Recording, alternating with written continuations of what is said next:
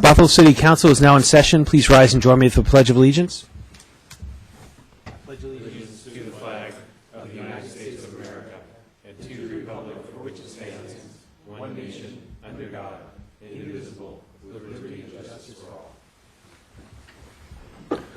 Roll call. All council members are present except for Councilor Agnew, who is absent and excused this evening. Meeting agenda approval. Are there any proposed changes to tonight's agenda?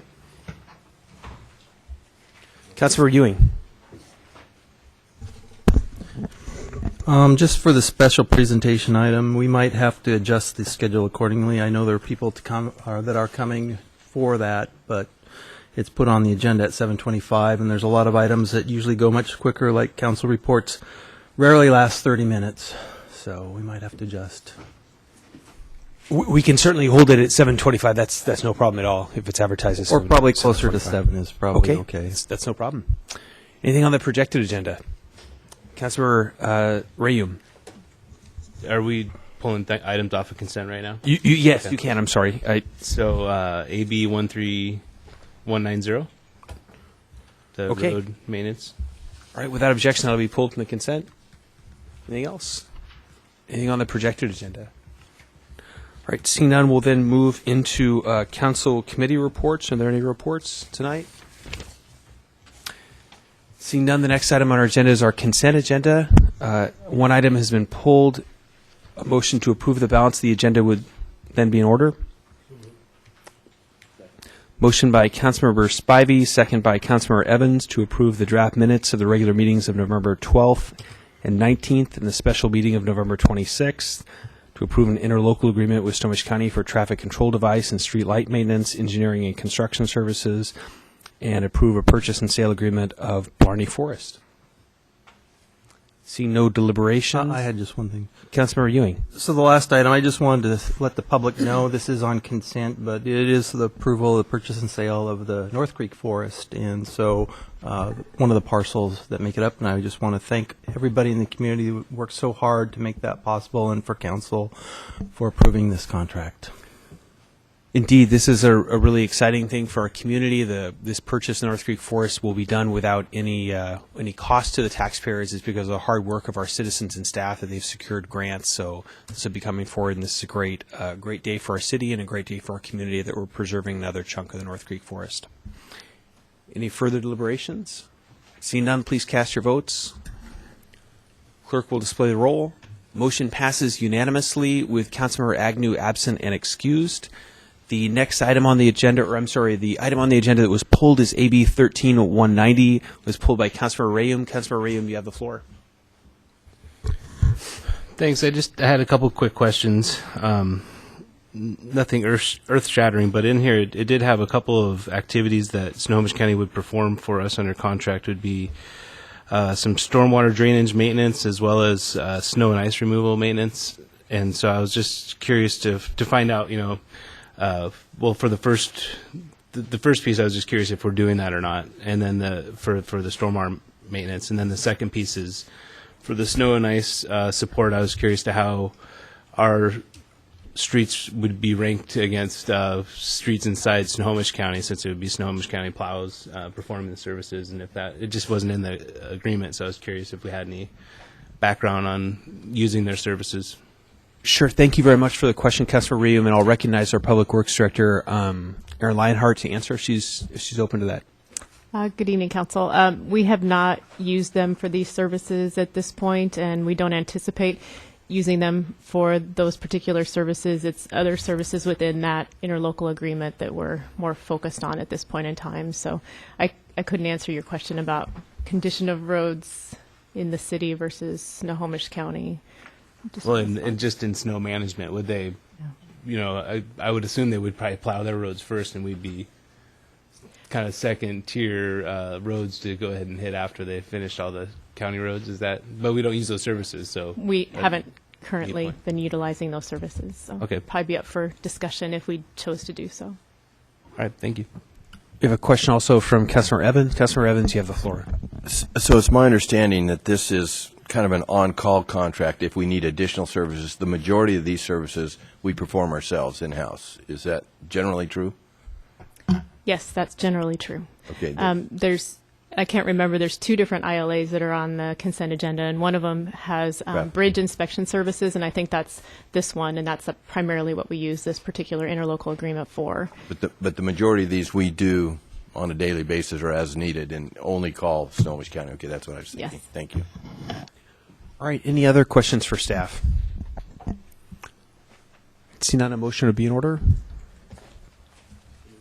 Second, motion by Councilor Rayum, second by Mayor Lamb to approve an interlocal agreement with Snohomish County for municipal road and street services. Is there any deliberation on the motion? All right, see none, please cast your votes. Clerk will display the roll. And the motion passes unanimously with Councilmember Agnew absent and excused. The next item on our agenda is our study session, AB 13192. This is our study session regarding an update to the Parks, Recreation, and Open Space Action Program, or PROSAP. We have a presentation from Pat Parkhurst. Pat, welcome. Thank you. Good evening, Mayor and Council. I'd like to note that we have two Park Board members present tonight as well. We have Roger Cecil and Merrill Charles, and I anticipate that Rhonda Cyberdome will join us later. Last month, the Parks and Recreation Board voted to recommend to the City Council adoption of PROSAP. This is done every 6 years. We update PROSAP. It's required to qualify for state funding, and this next go-around, we must submit to the state by March 1st, 2014 to qualify for the 15-16 grant cycle. It's a planning tool that should guide decisions involving acquisition, development, operations, and programming of parks, recreation, open space through the year 2025 with an update at least every 6 years. This go-around was meant to be more of an update and not a complete rewrite. 6 years ago, we did a major rewrite of the plan, and this was the work was done in-house without consultants. So this had a public process. The Park Board started working on it in March. We held 4 community workshops and had approximately 40 people attend the workshops. We did an online survey that we sent out to our customers who've reserved parks, who've taken recreation classes, and we also handed out survey information at Music in the Park. We had 111 responses. And then the Park Board held 5 additional meetings where they did a study session, and then at the end of each study session, they provided about 15 minutes for public comment, and then held reversed it at their very last meeting so the public could comment on the document, and then the board could make their final recommendation. So the first section is the executive summary, and it sets the goals, policies, and actions. And really it brings together all the other documentation that follows together into a nice checklist for us. And I'm going to just walk through the key changes where we've added substantial text. I'm not going to go through each grammatical change for you. So the first change is to add a new goal, goal PRG4.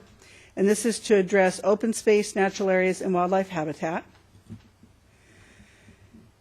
And that was the only change in the goals. Then the policies, we're going to revise policy PRP5 with emphasis on balancing acquisition and development versus priority on, the emphasis was on balancing acquisition and development, and the Parks and Recreation Board is recommending priority on developing existing park sites. Policy PRP10 addresses consistency between PROSAT and the elements in Imagine Bothell.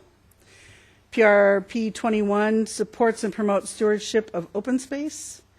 24 is a new policy addressing stewardship, research, and environmental education. 25 is use of low-impact development techniques in parks development and improvements.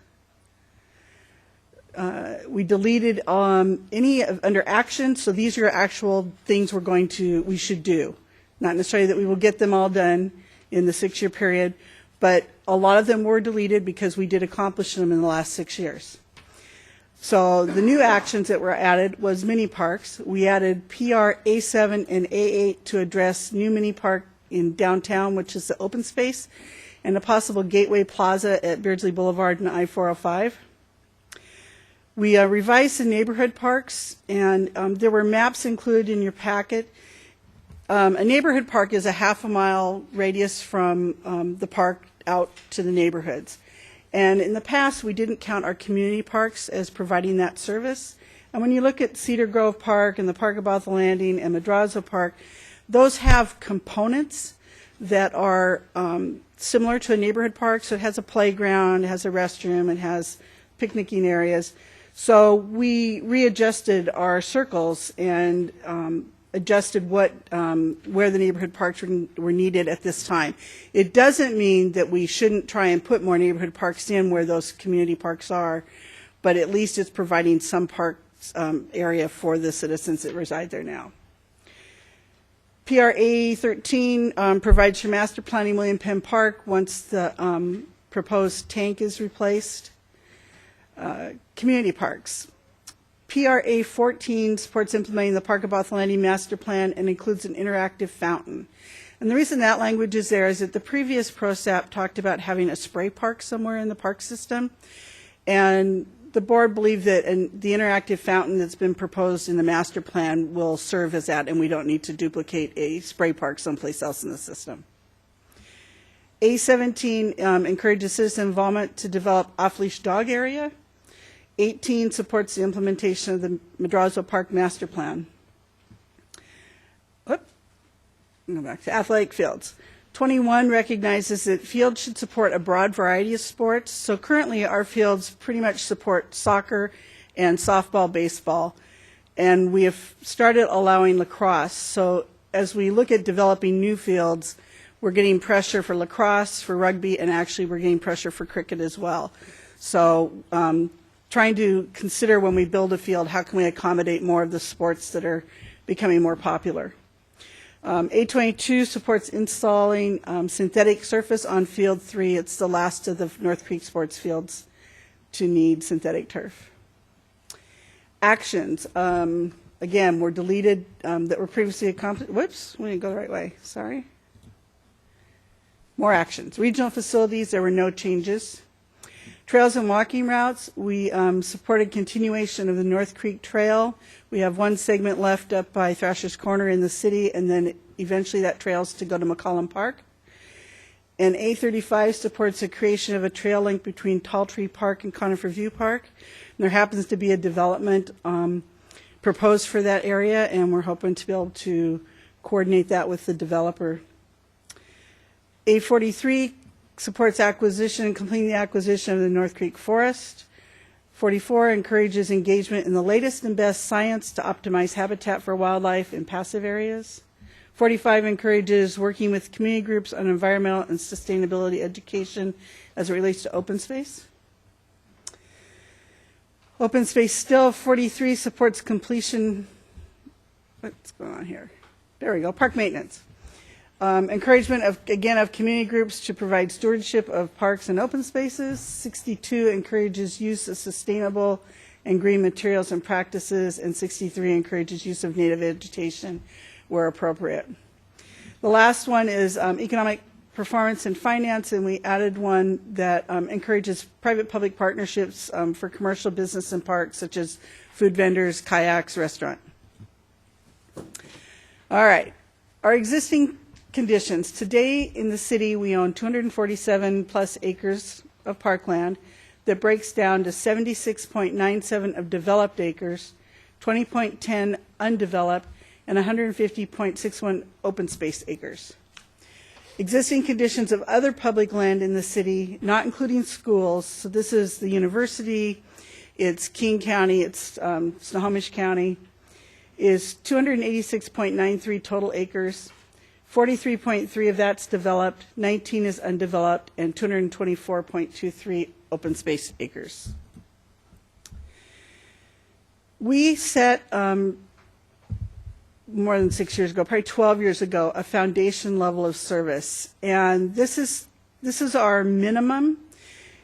Nationwide, there used to be a level of service of 10 acres of parkland per 1,000 population. And about 12 years ago, the Parks and Recreation Board recommended council that was probably not attainable in our city to reach that 10 acres per 1,000. but that we should at least set a standard that might be attainable and was a minimum. If we could exceed it, great, but this is what we should strive for. So the recommended standard acres per thousand population is broken down by each park type, and then it tells you how many existing acres we have, what the demand would be based on the current level of service, and how much acreage we need just to meet today's needs. So the minus 0.02 means that we have minus 0.02 more than our minimum that was set. So our total, and we split this up between core parkland and other parkland. And core parkland is more active type parkland, sports fields, parks with playgrounds, etc.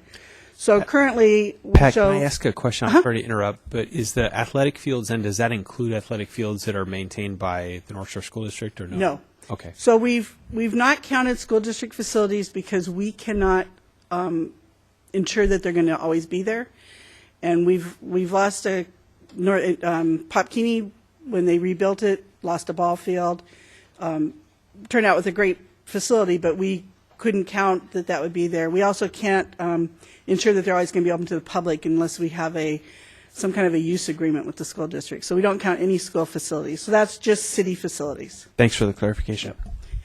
And so then our other parklands, which is open space and regional parks like Centennial Park, we show that we've been successful there, and we have 128.89 acres, more acres than what our minimum was that we had set. So that's as it is today.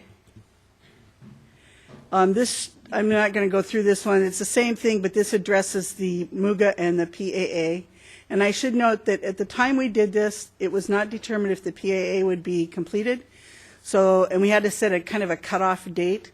So this represents the numbers that I'm going to show you do not include the PAA in our current city limits. It does not include East Norway Hill Park or the open space that's in the King County PAA. So those have all been left in the county. They can be moved up if we decide, council decides that's what they'd like to do. So this is the same table just showing that parkland outside the city. Again, based on the MUGA and the PAA, there's a need for 61.59 acres of core parkland, and there's a surplus of 167.82, or above our minimum for open space and regional. So based on the plan and our population projections, this shows that in 2025, we will need 62.42 acres of parkland. And I think there's a decimal point missing here on mini parks. It's not 74 acres of mini parks. And that we will still have exceeded our minimum in open space. And the same, this is the MUGA, same thing. We'll need 37.27 acres of active parkland and 178 of open space. That should be a minus sign there, sorry. Okay, so the Parks and Recreation Board then went through all the lists of items that people talked about at the public meetings, what they wanted, what they'd like to see.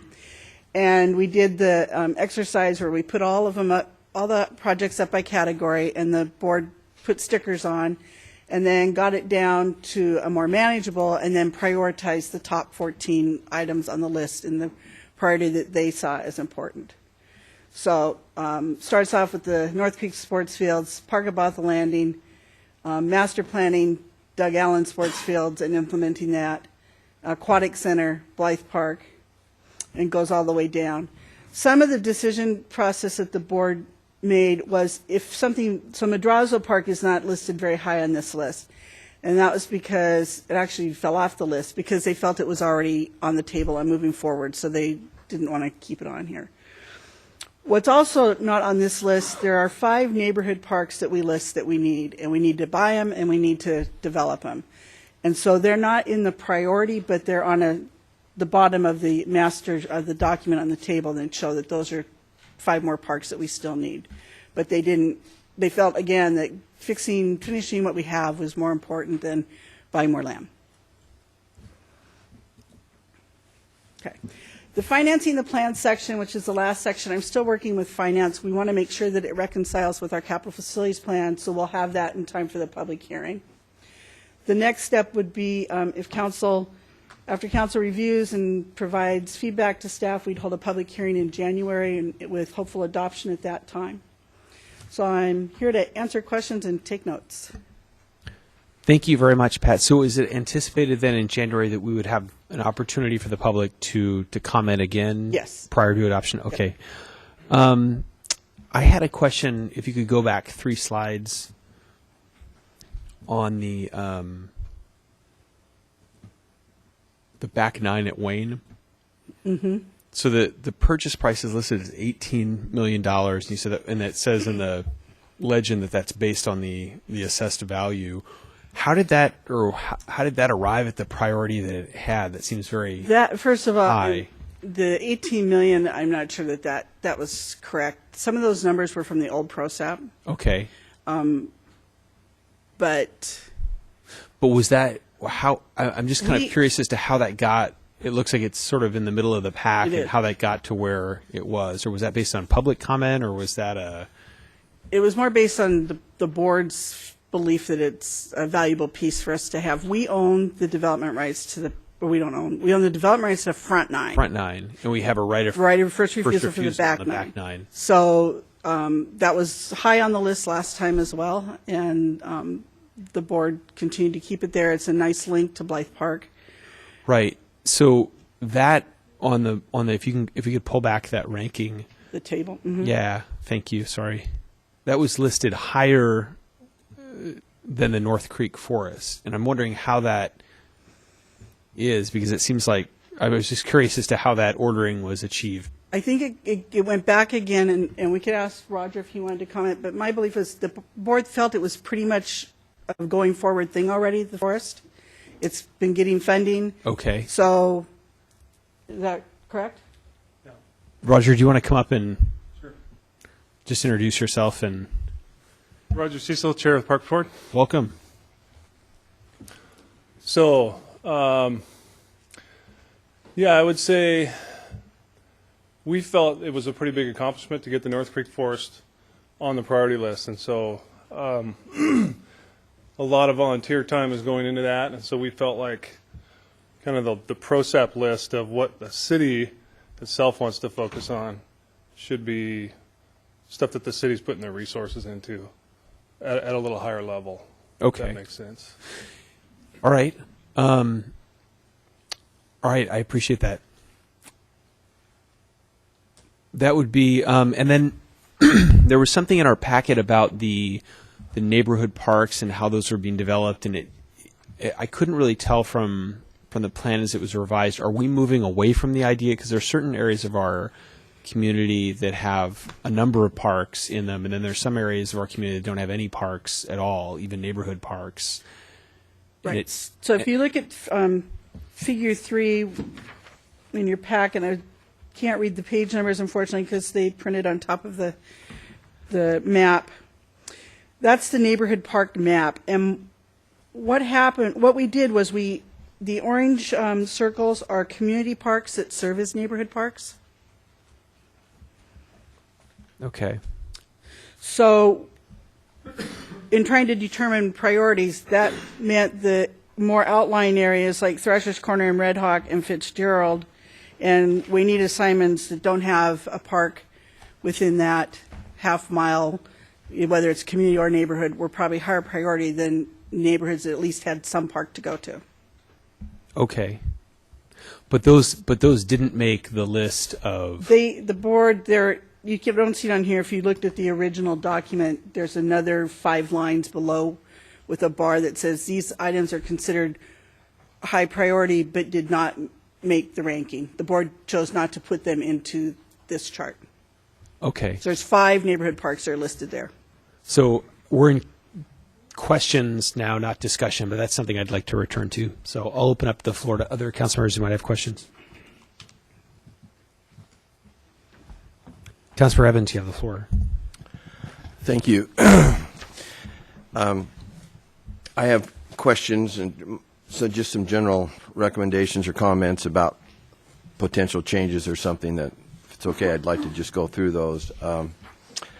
I did spend a lot of time going through the plan with Pat, and we discussed several things that I hopefully she can consider. But I just wanted to highlight a few of those.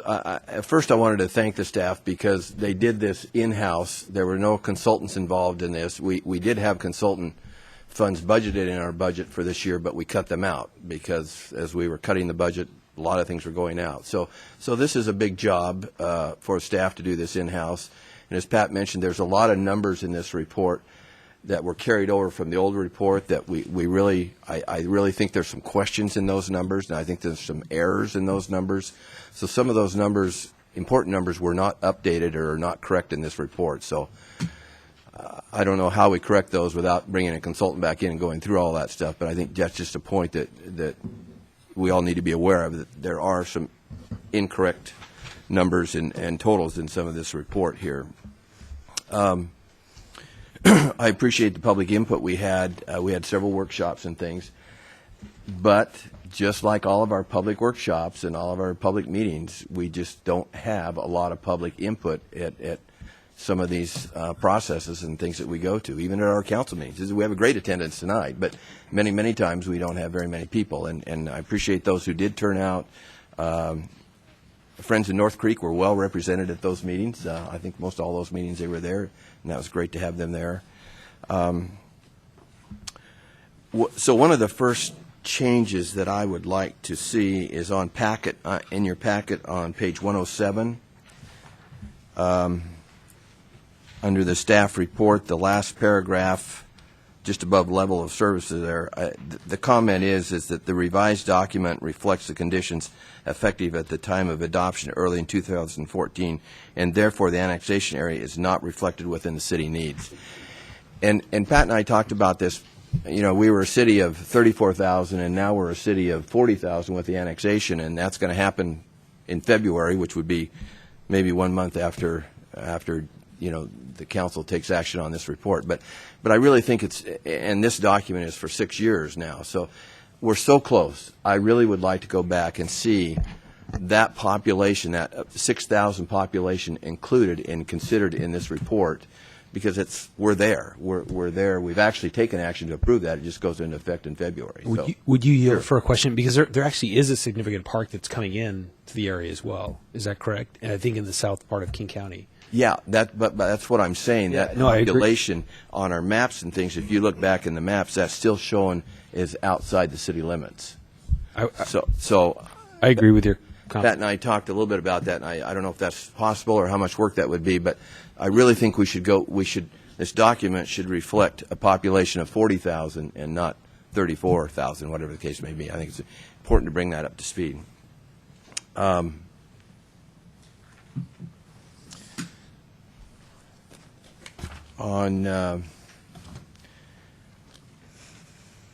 page 125, where we start into the goals, there's a recommendation to add a goal regarding open space and natural areas and wildlife, which I think is a worthy goal. I personally think it's covered in a very general sense in the previous goals, in goals 1, 2, and 3 on that page. But if we're adding a goal 4, I almost think if we're talking about conserving and enhancing open space, which we have twice the number of acreage of open space in the city that we do active parkland. We have 150 plus acres of open space. We have 70 acres of parkland. So if it's important to enhance and acquire open space, in my mind, it's doubly as important to acquire active parklands. And I know that the park board took a look at this, and I understand why they took the action they did on some of these things, but I think that issue that we need more parkland in this city has to remain at the top of a priority list, realizing we don't have the funding for that right now, but it is, in my mind, should be our number one priority to acquire more parkland in this city, especially active parkland and open space parkland. So, you know, next time we consider this, maybe there should be a goal, something to the effect that to acquire and develop active parklands throughout the city especially in underserved areas. To me, that's just I think it's one of the major issues that we need to be aware So is your comment on PRP 10, the revised on page of. I'm on 126? page 125, 125, okay. under goals. Right, okay. And the new goal was added there to Right, enhance okay. open space. Gotcha. Well, if we're going to, and again, I think that's somewhat covered up above in the goals 1, 2, and 3, but if we're going to start detailing that out, I think then we ought to go ahead and say, okay, if we need more open space, we certainly need more active parkland because we have twice the amount of open space that we do in active parkland.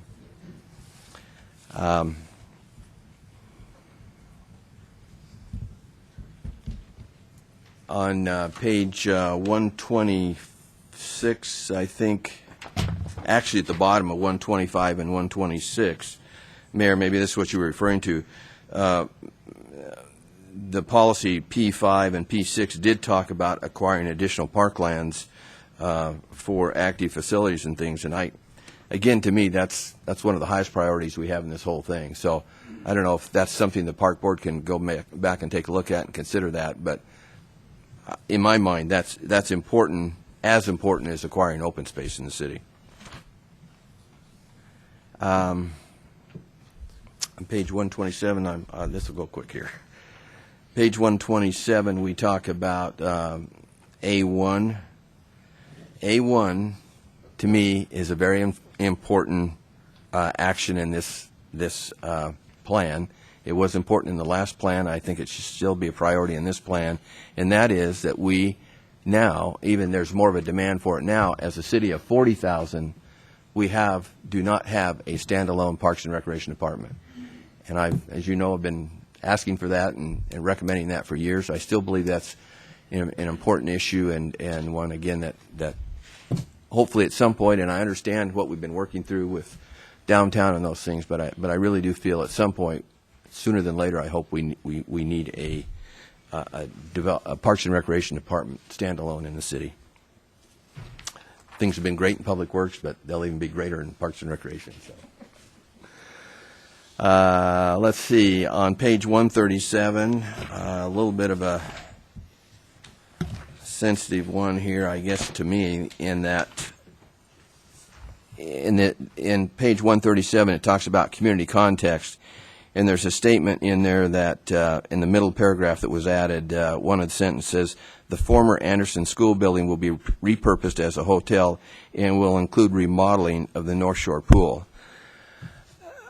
I think we all know that's not going to be remodeled as a pool, and I think we ought to really call it what it is. It's going to be a soaking tub or whatever they're referring to it as. So I don't want to mislead the residents that pool is going to be renovated as a community pool. It really is it's not going to be a lap pool, a lesson pool or anything. It's really going to be a facility. So let's put in the report what it's really going to be and make that clear.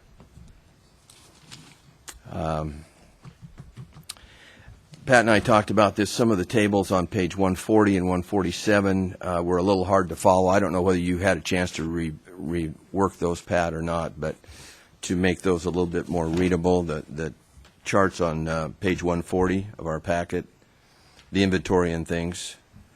And then on 147, I think we talked about verifying the numbers that are, there's some error in some of the numbers here in the report that is difficult for us to document. I don't know whether we can do that now because that was done by the consultant's numbers, but at some point there are errors in the numbers in some of these reports that at some point we need to take a look at. I think 148, the tables there, we talked about redoing those. And I'm assuming that's something that can be done to make them clearer, easier to read, so it clearly stands out what they are.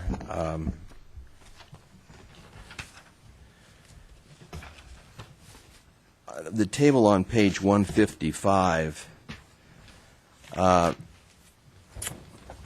we also talked about that table, and this explains our foundation level of service, shows what our existing inventory is, what our demand is based on this foundation level of service, and what the need is for additional land or whether we have excess or whatever.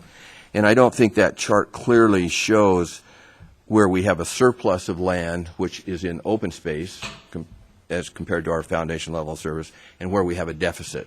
So I would like to see that chart worked so it clearly shows where we have deficits in land and where we have surplus in land.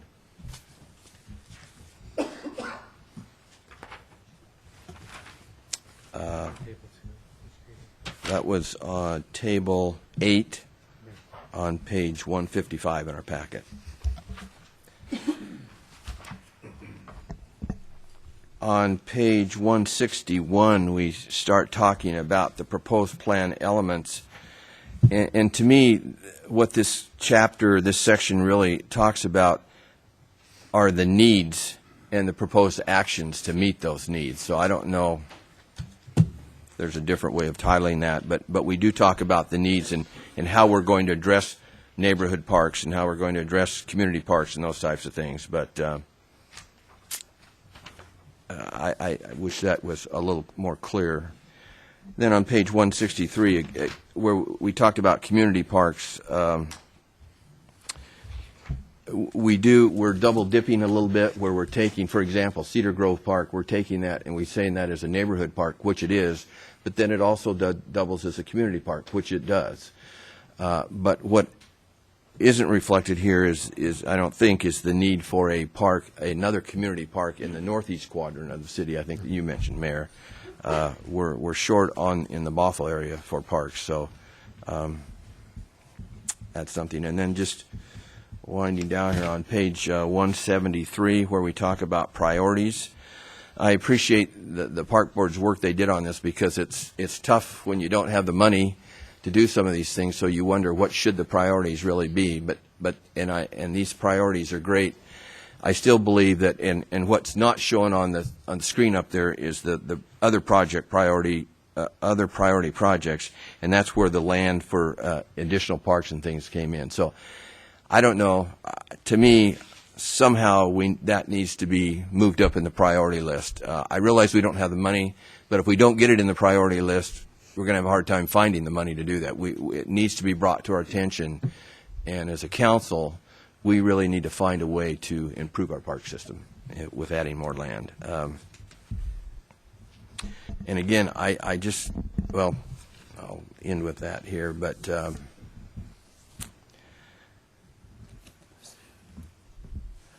so on page 57, I think 177 talks about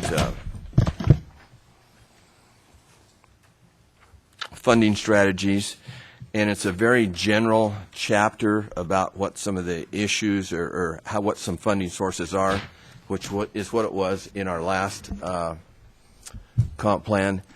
I think this has to be one of our highest priorities. How are we going to fund our parks? We have some ideas here, but there's no real action steps here on what we're going to do. So how are we going to improve our parks? How are we going to develop them? I would really like to see, and I know that comes out in our capital facilities plan, but I think as a council we need to put some specific action items in here that we're going to take place to, if not here, certainly in our future discussions of how we're going to fund our parks and recreation in the future. So I think that's an important strategy to include in there. Again, the CFP talks about various projects.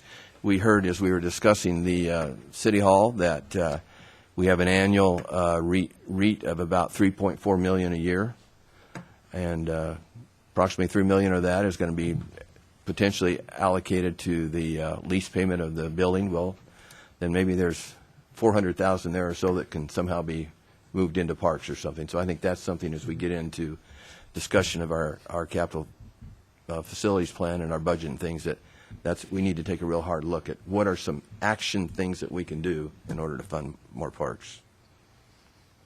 And then in the end, just if we could update those maps in the very back. I think you referred to them, Mayor.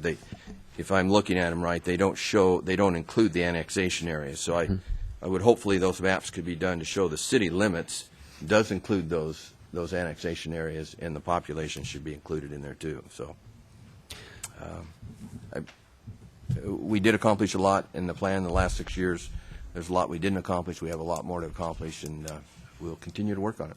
Thank you. Thank you very much, Councilor Evans. I agree with almost all of what you said. I mean, one thing I think that is important in the funding aspect of this is we look at it, when we look at, like, for example, when we did the master plan of the park at Bothell Landing, we took a lot of community input. We had a lot of great feedback, but we didn't really what the implementation of that would be, and we didn't really set a price tag on it. And when you look at that list over there, there's really some pretty staggering costs juxtaposed against our current finances and what we have to do. So I think what you said is very important, that we need to have a realistic view of that. We also need to look at what can be implemented in phases, what needs to be done in one chunk. Are there items that can be done a piece at a time, or are there things that is a real cost? Phase one, is it through the end of the project, or is it a one-time deal? But I really appreciate the expertise that you bring to this and the thoughtfulness with which you have examined this plan and all of your works on parks in this council. Thanks. Other questions and comments at this time? Councilor Ewing, you have the floor. Regarding the neighborhood parks, I had the luxury of living in a neighborhood that had the surplus. My kids had walking distance to several parks, and there are a lot of other areas in the city where there's very few or none. So I'm looking for how do we, I agree that we need to move forward on improving what we have, but if we don't find a means to purchase land now, it's not going to be there later. So we've identified several areas that are in need of a park. Have we actually spent any time looking at how we could identify lands that are purchased and we could move forward with that? Was that part of this process, or they just identified areas that were lacking?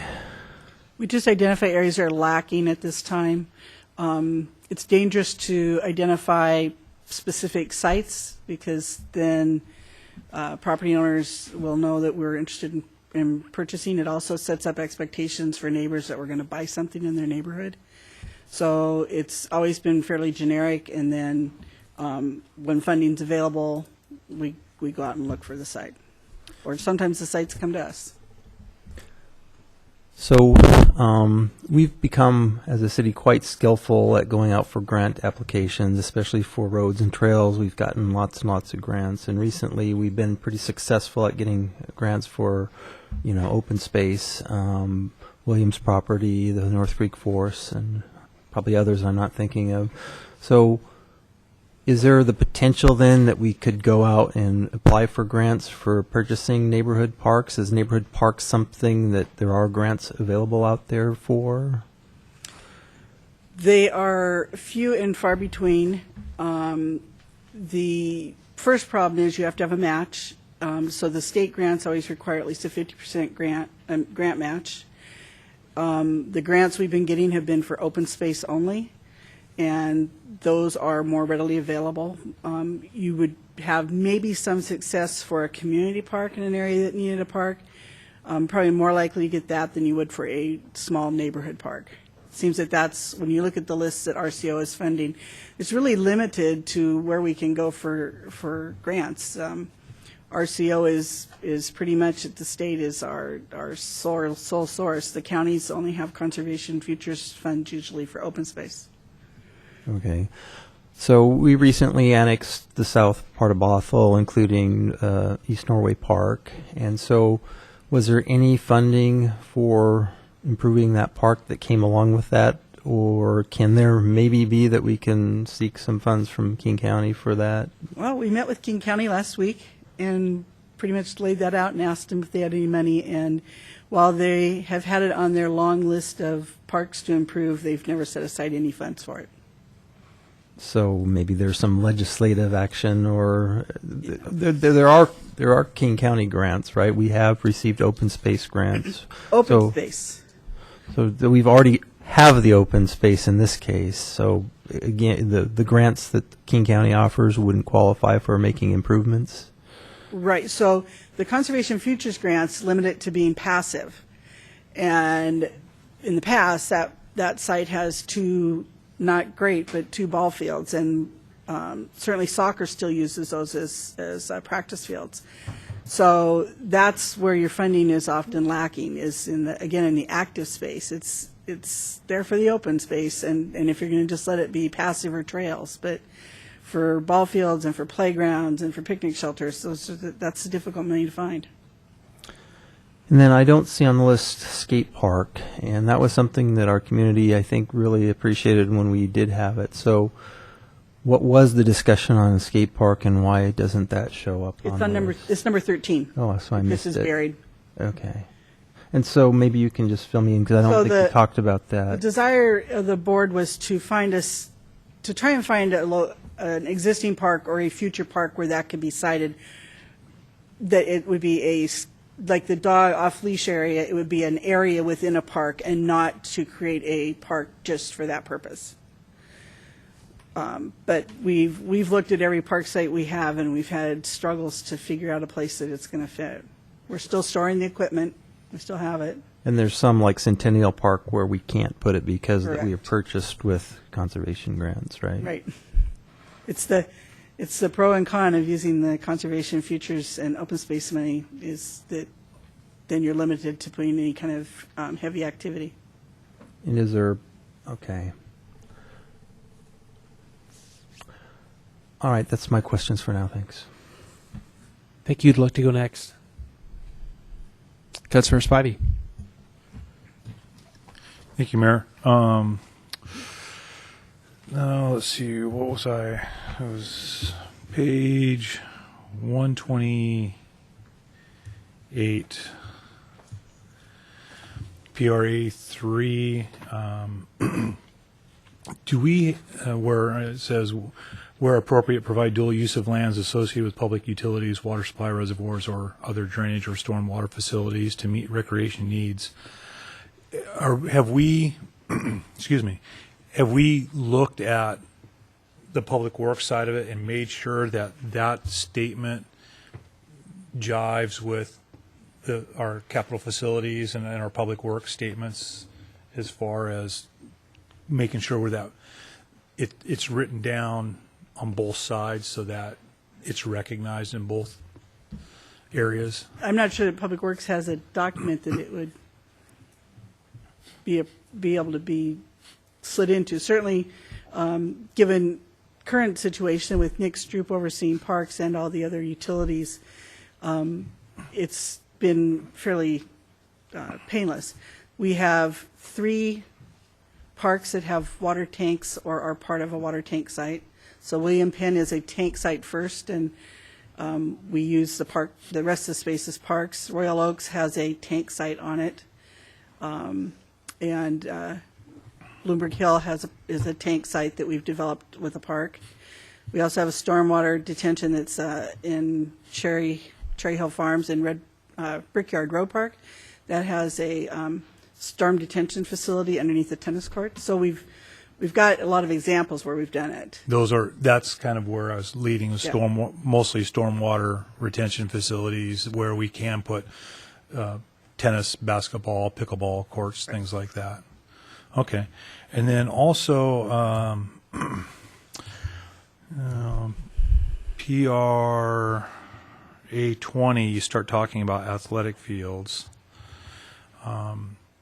You mentioned a lot of different sports through that, to include cricket, lacrosse, rugby, but what about football?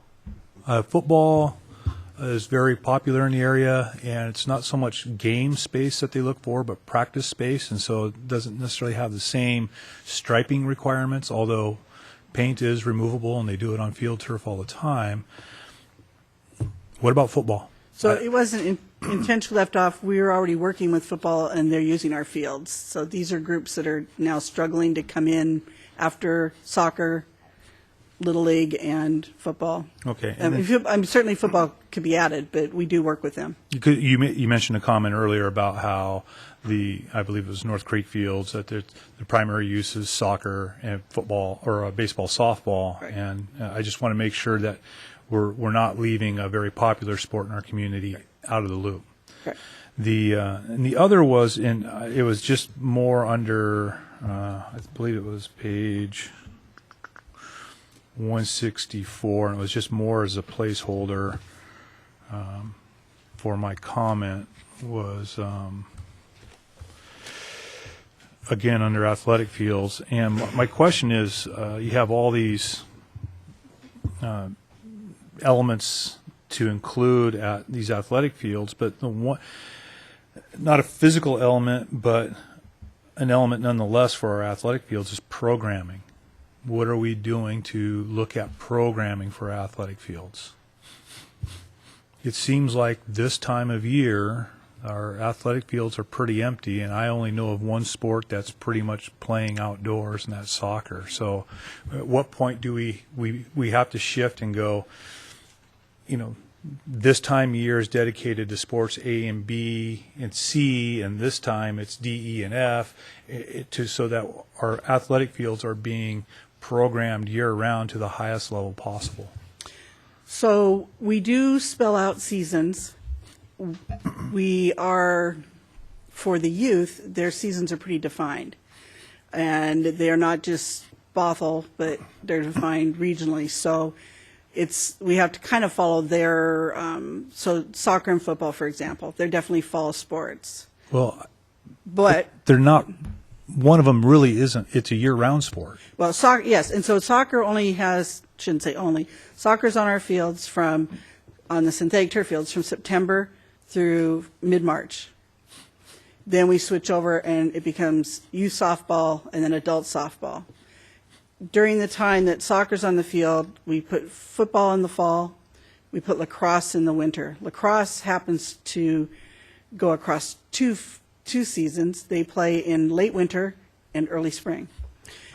Councilmember Spivey, would you yield for one moment? Sure. Did you just say that it's youth softball and And adult baseball, softball? sorry. And baseball, It's okay. both. Our Just want- fields are softball, but we play softball and baseball on them. I just want to Yeah, clarify that. yeah. Okay, thanks. And then the system we use, we have a method that we adopted from Bellevue that allows us to schedule the youth so when we have lacrosse and soccer competing for field time or football and soccer, based on the percentage of their players that reside in the city limits of Bothell.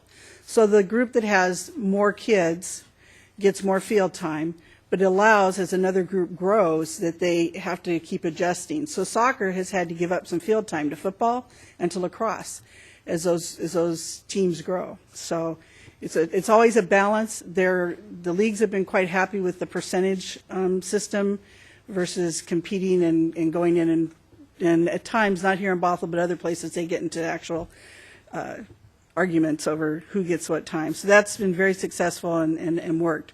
But it's a balance to try and keep all that going Right. and everybody getting some It- kind of time on it's- 4 fields. Regionally, and when I say regionally, I'm talking Puget Sound area. That's a very limited resource. Yeah. And Councilmember Evans has hit it on the head with his comments that we need those active places to meet the needs of our own citizens, let alone the ones that are coming from outside the city. So, all right, that's all I have for now. Thank you, Mayor. Thank you, Councilmember Spivey. Councilmember Rayum, you have the floor. So, Councilmember Evans, he had a lot of really good comments, and I appreciate a lot of the stuff that he said. So I'm going to probably repeat a few items, but in the PROSAP, it has a lot of information about we're currently 112 acres that are needed within the city's limits to meet the goal of 4.5 acres per 1,000 people. And then one of our goals we had in here, it said, and this is PR P5, that acquisition of future park sites and development of existing sites should be balanced. And that's stricken, and it says the new language, proposed language, is development of existing sites should be given priority over acquisition of additional park sites. So I just wanted to comment on that. It kind of came up a few other times in different language changes, and I think it is really important that we actually continue to acquire and keep that on the policy list to acquire additional lands. Of course, we can't develop them all right away when we get them, but pretty soon, at least, there's supposed to be some millions of people to move into this region, and if we don't start acquiring land to support future park sites, then it'll be gone. So I have concern about that policy being shifted from its current status. The other one is the pool. The Bothell pool is the North Shore pool, I guess it's called. That's being converted by McMenamins into a soaking pool. I think that really needs to be emphasized in here, or de-emphasized, that North Shore pool is supposedly going to provide some sort of programming service to the public. And just to speak that in, I learned how to swim in that pool that we have now, and I think it's extremely important to have, especially for low-income families, a government-operated pool so people can learn how to swim. We have many lakes, creeks, rivers that flow through this city or are in this city, and I think it's just a real disservice to the public if there isn't affordable, accessible swimming lessons for children, so everybody knows how to swim. And it's good that it's on the top 14 list. I don't know. I know a couple of us are actually on the regional board for the revenue that we're talking about in the ranked number 4, the aquatic center. And can we get an update? Is this bad timing, or do you go to those meetings? The PRNC? Yeah. I haven't been for a long time. Okay. We just recently went to one, I believe, because you guys reported out on a different issue there. If you're willing to. Councilor Evans. I can give you a very quick, as chair of that board, there have been, since the study was done to do a leisure-type pool, back probably 5 years ago now or so, the funding, there is no funding for that. It would have to be potentially, the concept was to have a bond issue for the North Shore Parks and Recreation Service area, which essentially covers the same areas that the North Shore School District. But and then talk about getting the support of the cities and the communities on that. But really, there's been no movement on that in the last few years. I did meet with the WAVE organization, I think, who is looking for pool time in various places, and they're interested. But I agree. It's a very, very high priority, and I do think it's a facility. The problem with pools is they don't pay their way. They're very largely subsidized, and but with a leisure pool, Linwood's a good example. They're covering their expenses for that leisure pool, but you're talking probably a $25, $30, $35 million facility to build a leisure pool, and then but the revenues are able to offset that capital cost. So. But there's nothing moving on pools at this point at all. Legacy. If you wouldn't mind, too, I mean, to follow up on that, a lot of the discussion that came out around the idea of an aquatic center originally was because there was no longer, first of all, the North Shore pool that you learned to swim in was broken, and there was no longer ongoing funding from the community surrounded that were contributing to that to support it, and so that's what facilitated a lot of that discussion that went around it, and it is a challenge to look at that, and I remember those discussions that we had with some of the neighboring jurisdictions, and I don't know whether it was because it was in Bothell or what have you, but the appetite amongst the neighboring jurisdictions to contribute to a facility that was located in Bothell, as I recall, was pretty limited. Interesting. I think this conversation happened in the 70s. I think that's how we got those pools originally. And there's one in Redmond, one in Bothell. So, and like Mayor said, they're totally worn down. Each one that's still operating is just band-aided together and barely ticking along. So I think it's time that we pick up the conversation again. I don't know how they funded it last time. I know they did a bunch of them at the same time. At least they look a lot the same. It was the Boxwood box. County Forward Thrust It was forward thrust bonds. bond. Okay. Then on that same one, it's a little further down, but P25, I believe. It says, when developing or upgrading park facilities and infrastructure, consideration should be given to alternatives to lessen the impact on the environment consistent with low-impact development techniques. And I just kind of chuckled because consideration should be given to is kind of like, yeah, we thought about it. And I'd like to stricken that and just take out consideration should be given to and just say, when developing or upgrading park facilities and infrastructure, alternatives that lessen the impact on the environment consistent with low-impact development techniques should be used.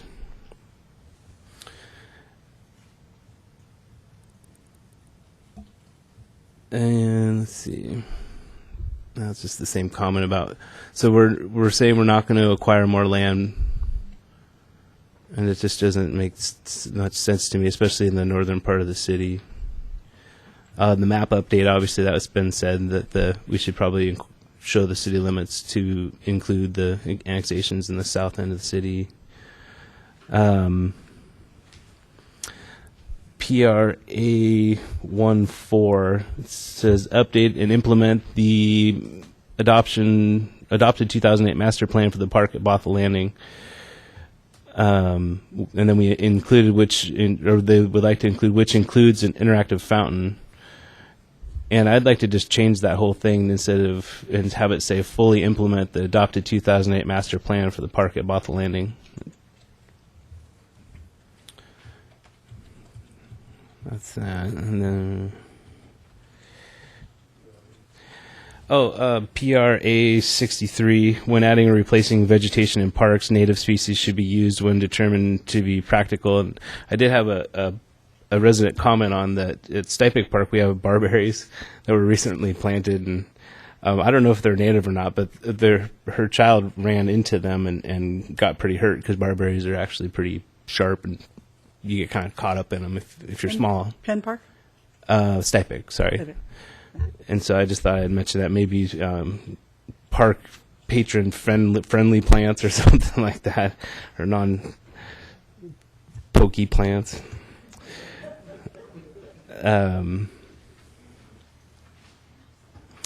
PRA 68 is when appropriate, develop public-private partnerships with commercial businesses to operate within city parks. Examples would be food concessions, bicycles, or kayak rentals. I have just a bad reaction to that policy. Now, I know we do have a kayak rental facility in the Park at Bothell Landing now, but I'd like some more sideboards on this statement because, where does it end is kind of what I started thinking about. And it's seeing that we do have a lack of core parkland and trying to incorporate, commercial businesses into those areas. It just doesn't feel comfortable to me to just have that as a policy, carte blanche.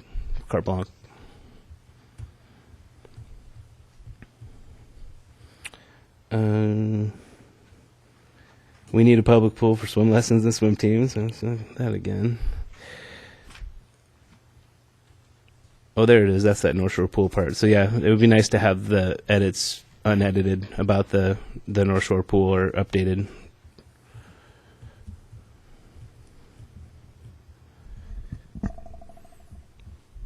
And I saw the skate park was stricken from table 2. It's on page 140. So we do still have that property, though, the equipment. We don't have the property. It was on school district property where McMinimans will be going on the skate park. It was on the basketball court there. So we had to remove the equipment. We still have the equipment. We just haven't been able to find a location. And so I guess equipment really isn't appropriate on this list, is it? Right. I was just worried about the equipment being lost because it costs money to store it wherever we're probably storing it. It's on city property. Okay. They drive by it every day. Okay. Then in the inventory of public-owned parkland, and this isn't in the city, but St. Edwards is a pretty important park for us. Is it not on this list because it's not inside the city limits? It's not inside city limits, and it's not within our PAA or MUGA, so it's not really part of our influence. It's similar to, we don't include Woodinville parks, so say Wellmont Park, which is close, but again, just you have to figure out what your boundaries are going to be and kind of hold to them. Okay. Because there was a recent article, we had a public testimony also, but there was an article about St. Edwards recently that was kind of The bike riding. that they were going to lease out the building to have it be a commercial company rent out the building, and I have concern about that too. So, but that's not really part of this. So there was a couple of mentions in here about the North Shore School District, and we don't have priority for making reservations, and we can't include the North Shore School District parks or playgrounds in our planning process, and so I'm curious to why that is. Is there something that we could do to work with the school district to try to, because personally I go use the parks the playgrounds with my kids on the weekends and stuff, and it just seems odd that we wouldn't kind of include those pieces in, and we could potentially get an agreement with the school district that yes, we're going to continue having a school in this location, so go ahead and use that playground as part of your park system, or at least have it inventoried in our analysis. So it's kind of a chicken and an egg thing. Do you get the use agreements first? Or do you count the parks and then hope you get the use agreements? You count the playground. So we've continued to push that eventually we need to have a use agreements with the school districts that, and that could take a lot of different forms. It's the parks, part it's using the indoor facilities. Maybe there's a shared, they use our fields, so we pay each other back and forth for use of facilities. But it just hasn't gotten to the top of anybody's pile yet to force the issue. Is there anything that we could do as a council to help you in those conversations with them? Yeah, it's. What's that? Okay, maybe we can put that on the agenda because we'd meet with the school district intermittently. It'd just be a good conversation to have with them.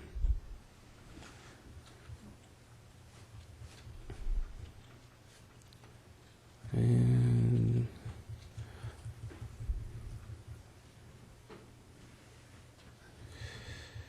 sorry, I'm just winding through here.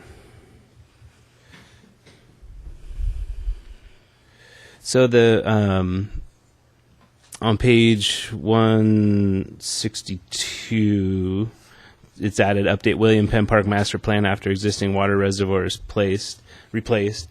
And so we're in design for that right now, I believe. Correct. Is there any way we could tack on? This is probably not but the swing set there, for example. I don't know if you've tried swinging in it, but it is scary. Like I won't go on the thing with my kids anymore. Well, And the other piece that's of the maintenance, so that needs to be taken care of now and not later. Okay. It just maybe it's old, it's kind of rusty and stuff. But so yeah, I look forward to seeing a master plan for Penn Park because I think it needs an update. Mm-hmm.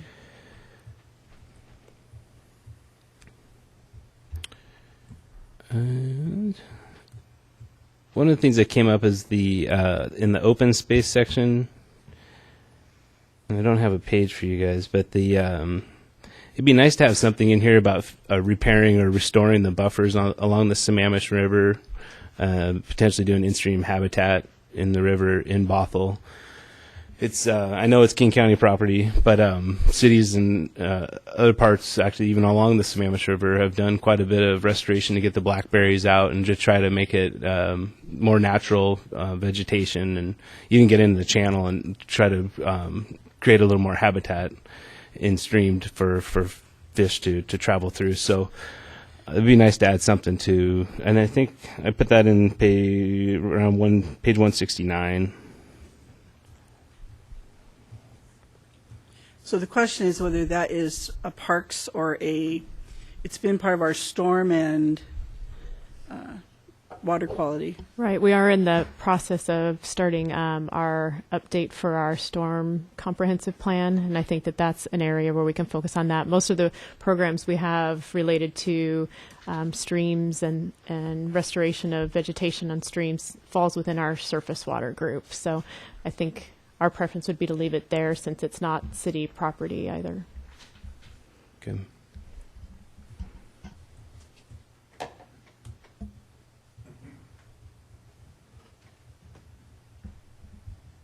I bet you're all the same department though right now for a little bit longer. Sorry, I'm still scrolling. I'm trying a new method of reviewing this or trying to speak to this thing. Okay, I'm done. Yeah, the maps. No, you don't have to be done. I guess I was just going to say, because we are significantly over time on this, which is fine. I think it's been a good discussion. That's not at all a reflection on Councilmember Ray, and we've all spoken on this, and I'll return the floor to you.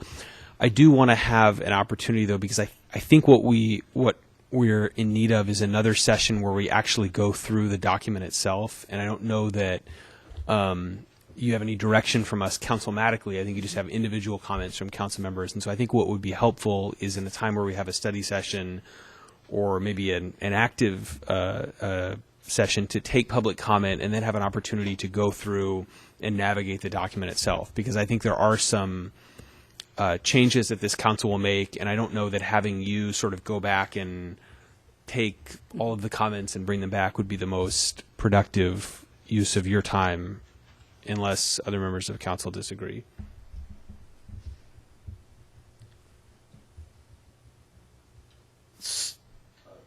Councilmember Evans, and then we'll return to Councilmember Rayam. We're bumping up against a timeline a little bit. We have to have this adopted by, in order to apply for our RCO grants and things by what, February, March? Mid-February. So- It has to be there, it has to be to them by 1st of March. So So, I mean, what I'm thinking is that in this meeting, in this study session, we've had an opportunity to sort of share our general comments on this. I think it's time at our next meeting that we, I think the expectation you had is that we would bring it back and adopt it at our next meeting. Is that correct? Right. I don't know that that's realistic, but I think at the next meeting what we should do is bring our individual comments of what we would like changed and try to achieve a council consensus on the document moving forward, then take public comment on that and take action. And that may take we could accomplish that in one meeting. It might be a long meeting, or it might take 2 meetings. But that would be my sense of what would be the most sort of effective use of our future time. Because I think what you were seeking tonight is to get some direction as to what would be brought back to us. Is that right? So originally I had scheduled 2 study sessions and one in the public hearing in February. And I was being optimistic, thinking, well, let's slide it up. So we have enough time to do another study session, or we could open the public hearing and then you could continue it into February. I would just assume do a public hearing and kind of get into. I mean, I think we've had an opportunity to do that. I think to move through the document and to have an opportunity to discuss, because I think each council member's had an opportunity, with the exception of Deputy Mayor Freed, to speak their thoughts on the document globally. And I think what we need to do is see if there's consensus on those comments as we move through it. So study session or public hearing in January? I would say public hearing in January January. when it Okay. comes back. I was actually done, so. Oh, you okay. have the floor. Wow. Good I timing. just waited 30 seconds. We could have had that. Deputy Mayor Freed. My comments were going to be exactly what you said. I think it's best we come back and actually maybe people who have good constructive comments like were said tonight, bring them written down so the rest of the council members can see those changes and we can maybe move through it in one meeting rather than 2 and then move to approval on a timeline that aligns with the 1st of March. So a couple of you made a comment about the pool, so I bring that up as well. I went there several times as a wee young lad, and it's going to be something different now, and I think we all recognize that. So coming back with specific language, I think you said something like a recreational pool. I don't know what it would be, but it's still a pool that's for use by probably the majority of the people in this room if you're all from Bothell and those that may be watching on TV. It's I think a creative way that a past council and several members of this council came up with the developer of that project to keep a pool in the city of Bothell for the use by our citizens. And so I'm excited for what's coming. It will be a recreational pool that's fun. It's not a training pool for past Olympians like it used to be, but it will be something that will be part of our community for a long time going forward. So one other question I had, and I might have misunderstood what you had said, but did I hear you say you're going to be approaching some of those parks that are in communities around the city of Bothell that are privately owned, that we would potentially take over management? I might have misunderstood your statement. Good, I Brief did. answer is no, I Because I didn't say think that that. would be an interesting Pandora's box to get into. Yeah. Because currently HOAs are maintaining those parks and they're bearing the expenses of those parks, and they are great for the facilities, and Bentley or Bridlewood or And we other do not communities count throughout. those in our total park acreage either. We only count city-owned park facilities. Perfect. Good. Thanks.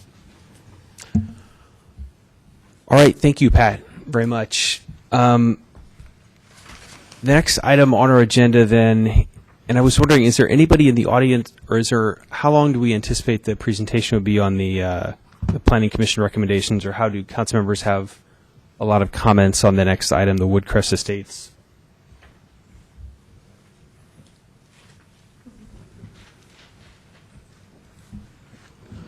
don't we invite Bruce Blackburn to come up and give his presentation on Planning Commission recommendations for code amendments concerning miscellaneous revisions for Holly Hills and Woodcrest Estates mobile home parks, special setbacks, and hobby kennels. This would, if we keep to the allotted time in this, we'll be back on schedule for our meeting. Thanks, Bruce. Put the pressure on me, in other words, huh? Or on all of us. There's 7 of us. There's only 1 of you. So This, of course, is a session to look at some miscellaneous code amendments, some special setbacks within the Woodcrest and Holly Hills Estates mobile home parks, and to address a conflict within our development regulations regarding animals.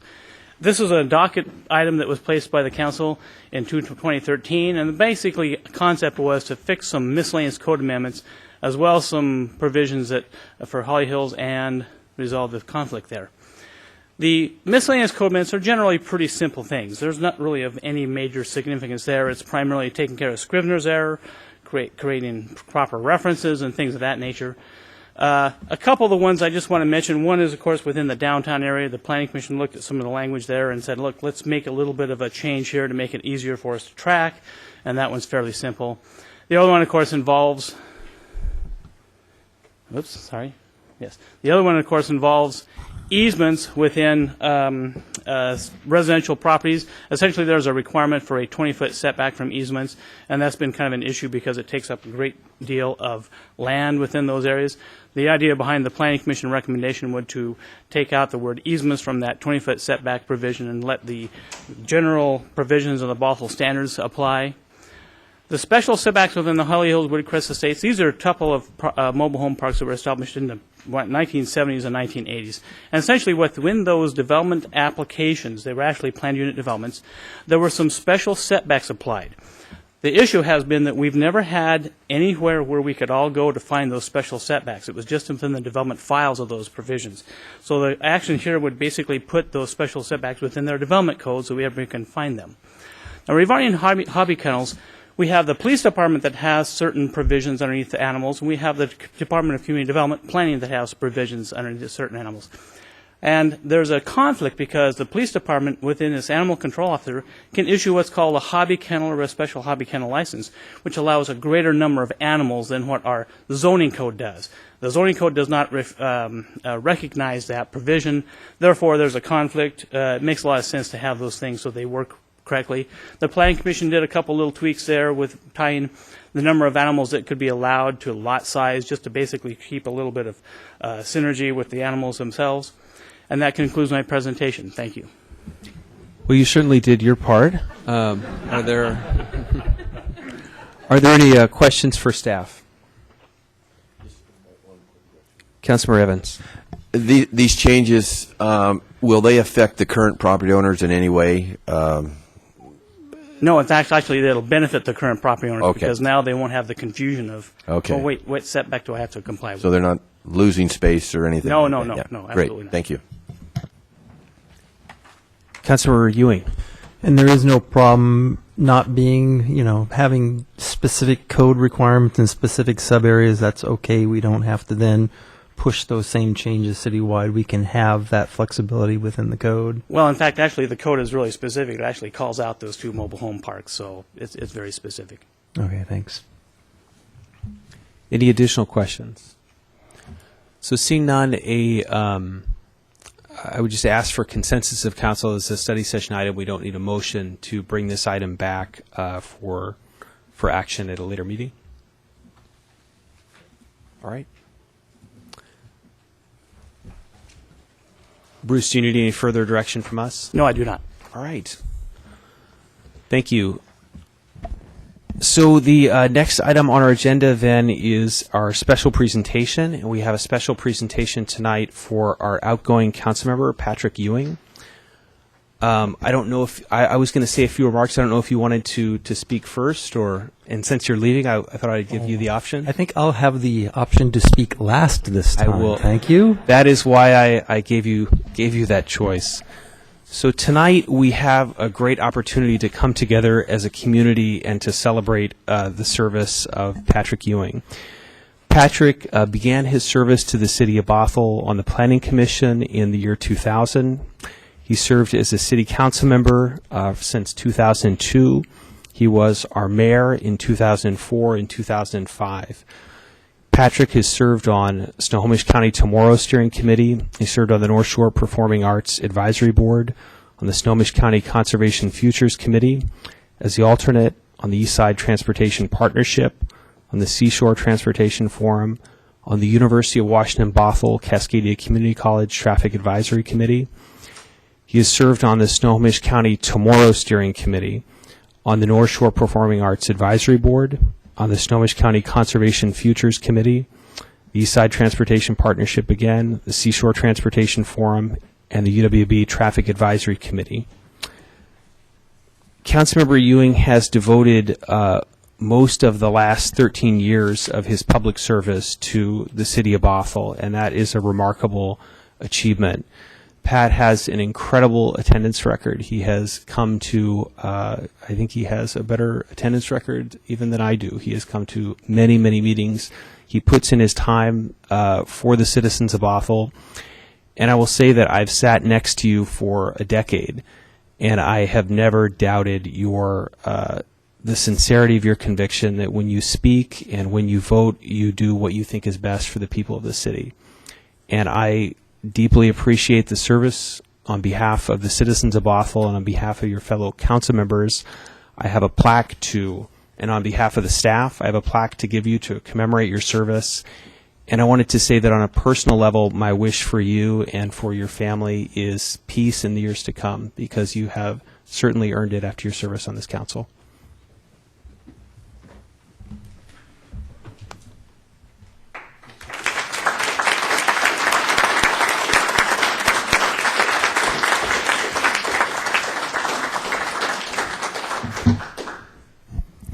And the floor is yours.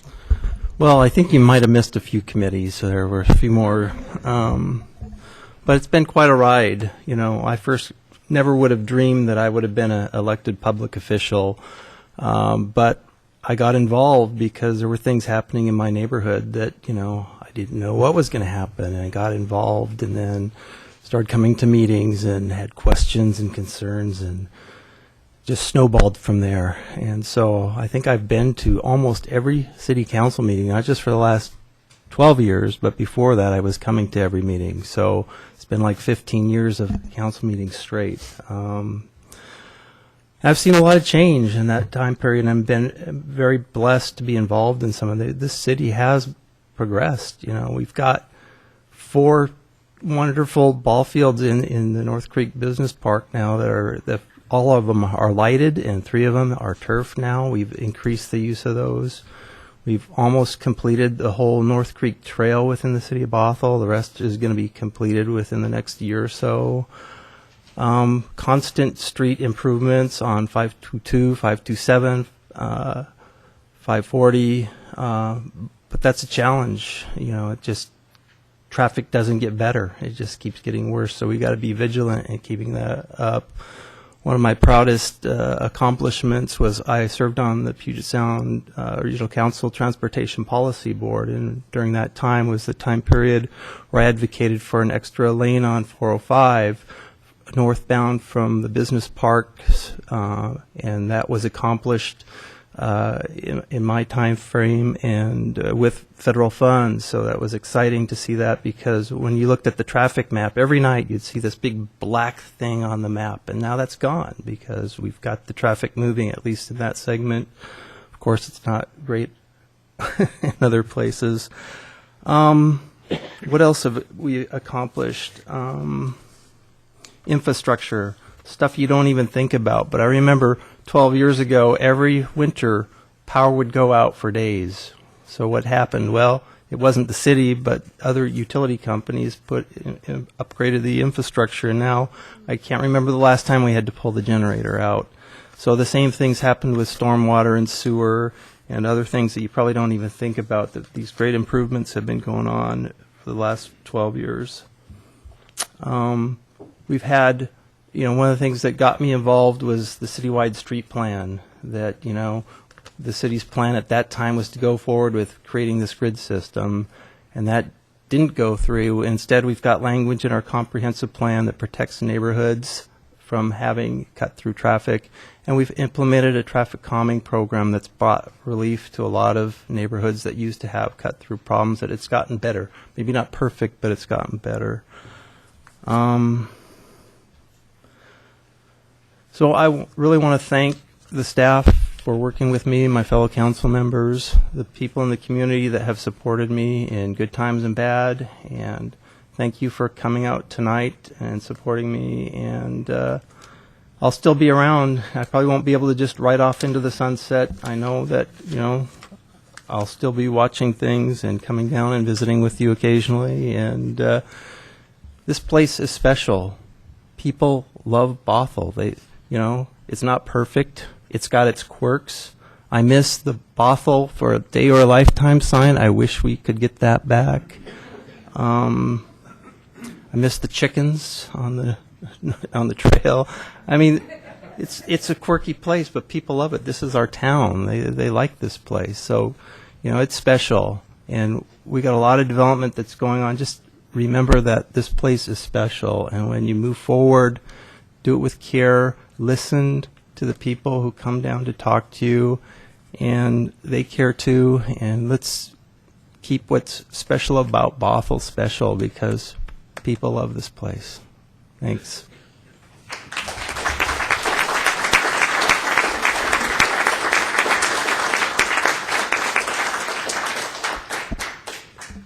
Patrick, you have a lot of people who have come down to celebrate with you, and we have a cake. And so what we're going to do now is have a recess and have a party with the community. Councilmember Rayam, you're free to speak while people wait to eat as well. And we will go ahead and and after Councilmember Rayam speaks, we'll have an adjournment, and then we'll have a celebration.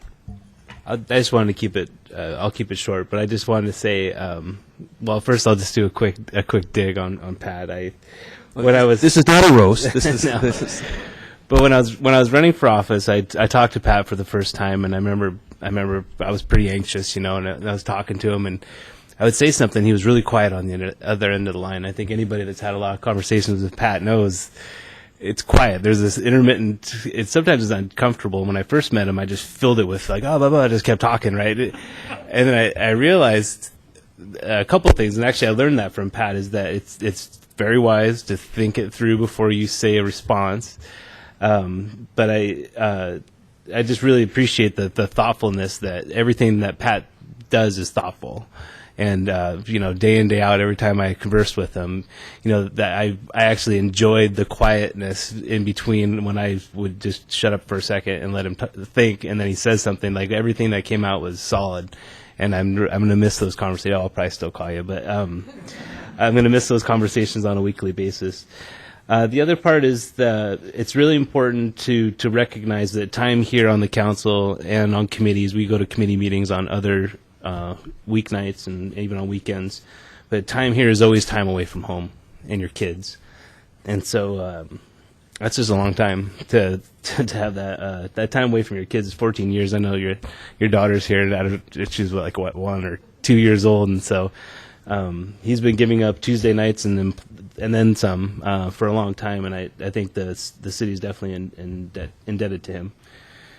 And then the last piece is also really important to me, and I learned from Pat, is that he always unconditionally put the citizens of Bothell first. And there was never, you can even look at his campaign contributions. You could look at just how he responded to public comment and on down the line of different. But there was never a single deviation from that one specific goal in Pat's mind, and I just really appreciate that for him. It's hard to find that in politicians.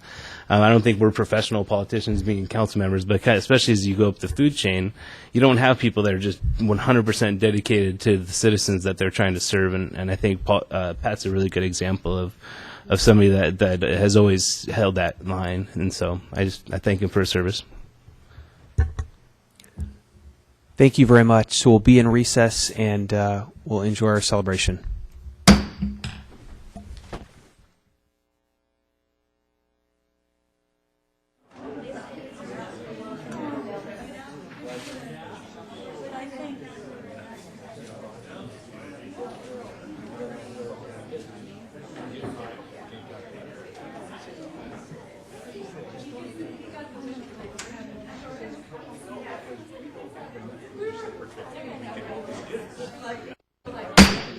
Bothell City Council is back in session. We're now moving into our study session, which is to continue or to consider Planning Commission recommendations for code amendments concerning the keeping of fowl in residential areas. We have a presentation from Bruce Blackburn. Bruce, you have the floor. Thank you. I'm going to go a little slower this time. This, of course, is a code amendment concerning fowl or chickens within residential areas. This would basically, code amendment would permit more chickens within residential zones than is what currently is allowed underneath the code. Essentially, the code now permits 3 or fewer adult fowl per dwelling unit to be kept within residentially zoned areas. The council can initiate consideration of this code amendment as part of the 2013 docket. Now, what we have discovered when we investigated this was that more people are participating in producing and consuming their own food for a lot of reasons, social and economic as well. The raising and keeping of chickens within urban areas is becoming one of the things that is more common of those activities and basically associated with local production of food products. And chickens have proven to be a good choice because they are small, pretty easy to care for, and generate few of the nuisances that you associate with other large types of livestock. Now, one of the things we were fortunate here is that we had a very strong group of folks led by Ms. Sarah Winters that provided the city with a lot of information based upon their own families' experiences, as well as a lot of information regarding chicken from a lot of really good chicken sources, if you would. And that was good because I didn't know very much about chickens. And essentially what Ms. Winters has identified is that they keep chickens for a couple of reasons. And one is, of course, for some self-sufficiency, to decrease their reliance on industrial produced food, to promote responsibility for their children, and to educate their children on healthy food choices, as well as, of course, to connect with the community's rich agricultural heritage. There's a lot of agricultural things that we used to do in many years previously, and, of course, to support sustainability for future generations. Now, one of the things I want to do a little Chickens 101, just to basically identify some of the things that we need to know. One, of course, is chicks, which is baby chickens, are obtained seasonally, basically within the spring. So what happens is if you have one or more chickens that die in the off-season, it's really tough to restore your flock. The other thing is chickens are very social birds and should be raised in a group. And essentially what happens is if a chicken is lost, it becomes hard to maintain an appropriate number to meet their biological need for socialization. They are a very social bird. One of the other things they have identified is that if you have you should introduce 2 chickens at the minimum to a flock that's basically already established to minimize the injury caused by what's called this pecking order. And there really is a pecking order with chickens. Finally, 3 chickens is too few to provide sufficient eggs for a family of 4. Now, one of the things you see some different terms. One is called chicken tractors, and those aren't little mobile devices. Basically, those are small portable cages that can be moved around the house in the lot area. The other thing you see a lot is chicken coops. So those are more the permanent kind of things you're kind of more associated with, the old-fashioned chicken coop. Now, a lot of jurisdictions are looking at this. In fact, I put this up to show you what some of the other jurisdictions are doing. We've got Seattle, Kirkland, Redmond, Bellevue, Woodinville, Kenmore. And this is really on the radar of a lot of jurisdictions. They are all essentially, if they've looked at it since 2009, are increasing the number of chickens allowed and providing some other provisions as well. Now, the Planning Commission conducted a study session back in July, and they took some public testimony, a staff presentation, and deliberated and requested that the staff return with a bunch of information, findings, and provisions. And, of course, the Planning Commission also reviewed a bunch of potential code concepts by staff. And they identified some areas that they asked the staff to come back and report upon. So, essentially what happened is the Planning Commission recommendation would do a number of things. It would essentially have that no chickens would be kept on properties less than 5,000 square feet in area. Now, as we all know, the smallest city of Bothell lot size is 5,400 square feet, which is in the 5,400A deed designation. And the Planning Commission thought that was important because they wanted to make sure that the health and welfare of both chickens and neighbors is basically taken into consideration with these code amendments. Now, one of the provisions that the Commission did as well is to allow up to 3 chickens on properties that are 5,000 square feet to 7,200 square feet in area. And that would basically retain the current standard of 3 chickens a lot. Now, some of the people in the audience that were participating in this thought that was a little bit too restrictive. However, the Planning Commission deliberated on that and thought it was really the best option for the city of Bothell. The Planning Commission recommendation would allow up to 8 chickens on properties of 7,200 square feet or larger. Now, most of the single-family residences within the city of Bothell range in the 7,000 to 10,000 square foot area, and those areas tend to provide ample space for coops and chicken tractors and some ranging, basically let the chickens roam around the area. And 8 is a good number because of the social and biological structure of chickens, as well as the need to provide sufficient products for a family. Basically, you want to have enough eggs so the family can actually use them. And the number of 8 is also kind of consistent with what a lot of the other jurisdictions are doing. So that's one of the things we like to do as well. Now, the Planning Commission recommendation would also allow 1 additional chicken for each 1,000 square feet of lot area greater than 35,000 square feet, very similar to what we have now. And the Planning Commission would prohibit roosters. Now, the roosters are the things that always cause the noise and some of the other impacts that people are always associated with, the negative impacts with chickens. The Planning Commission recommendation would not allow roosters. So that concludes my presentation. I'd be more than happy to answer any questions. Thank you. Thank you very much, Bruce. Councilmember Ewing. Well, I had no idea people kept chickens in the city of Bothell, except for, the few farms that we have left. So do we have an idea how many people out there, maybe people in the audience even know the answer better than you, Bruce, but how many people do own chickens? Well, we had, I think it was 7 or 8 come to the Planning Commission hearings, all identified that they roast chickens. And one of the things that I found that was kind of interesting is that when you start working on one of these items, you start looking and noticing things. And I've seen more chickens than I thought I would ever realize. And they're on some, I presume, they'd be on the larger lots that haven't been developed yet, but there are people in subdivisions and whatnot with Yes. chickens. Yes. Thanks.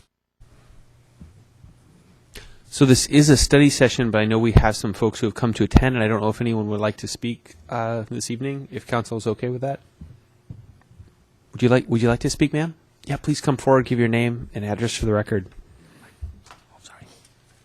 My name's Sarah Winter. I'm a resident of Bothell, and I just want to thank you for taking time to do this, especially with your busy agenda and during the holiday season.